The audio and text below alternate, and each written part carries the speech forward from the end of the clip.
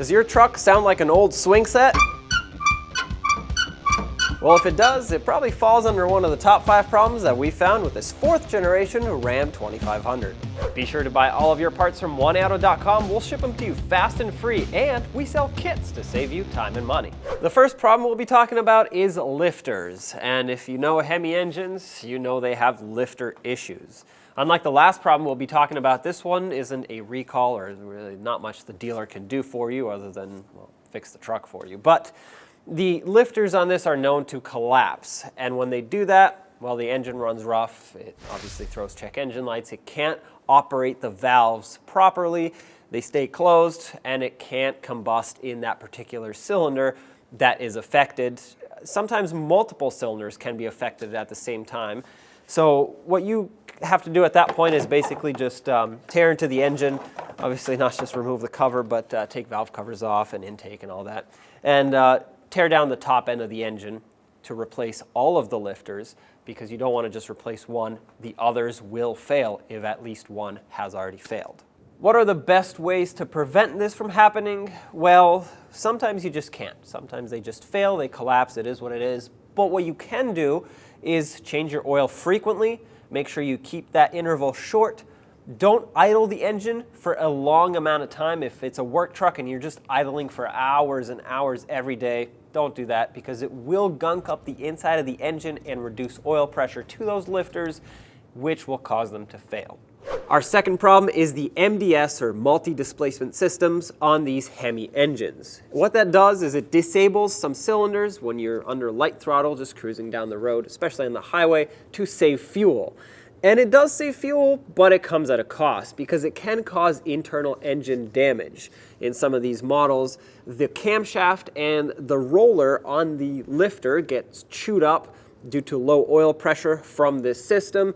And, well, there's not much you can do. You can't magically rebuild material on that camshaft. Once this happens, it'll make the engine run rough. You're going to get a bunch of check engine light codes on the dash, and all you can do is just tear into it, replace components, and have it fixed that way. But you can try to prevent this from happening by disabling the MDS and, of course, changing your oil often.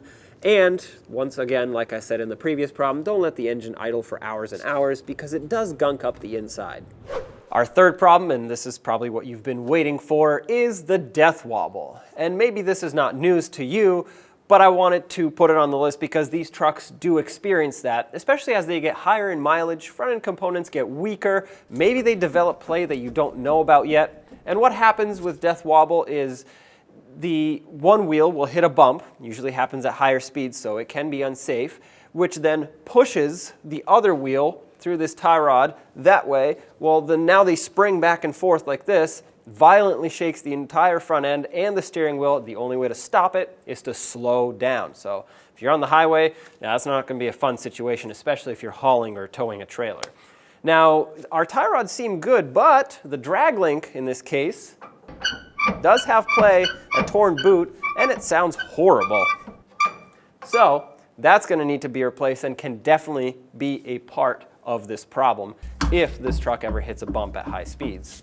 Now, thankfully, One Auto makes this very easy, because you can buy a kit to refresh the whole steering system in the front end, and this is part of that kit, the drag link that I'm going to be replacing on this truck to fix the problem. Our fourth problem is going to be the heater core, and unfortunately these trucks are known to have heater core problems. Now, it's important to diagnose your blend door first if you suspect that you have a problem like this, because what happens is with a heater core issue, you either have no heat or heat just on the passenger side of the dash. So especially if you have dual zone climate control, you want to make sure the blend door on the driver's side is functioning, because if it's stuck in the cold position, you don't want to have to do a heater core job if you just have to replace a blend door actuator, for example.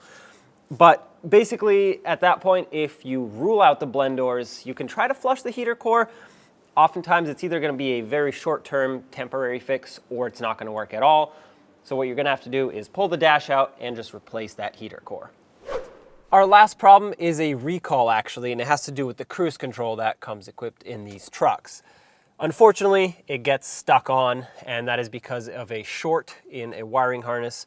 Now, this has been recalled, like I said, and the dealer will fix whatever has to be fixed in order to get the cruise control safely, functioning safely again.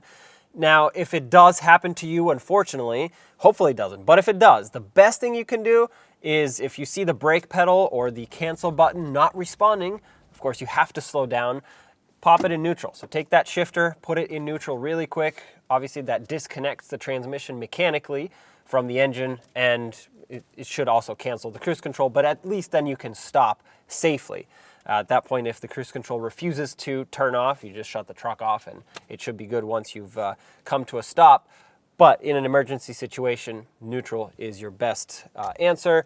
And then of course, you want to make sure the recall has been performed on your truck.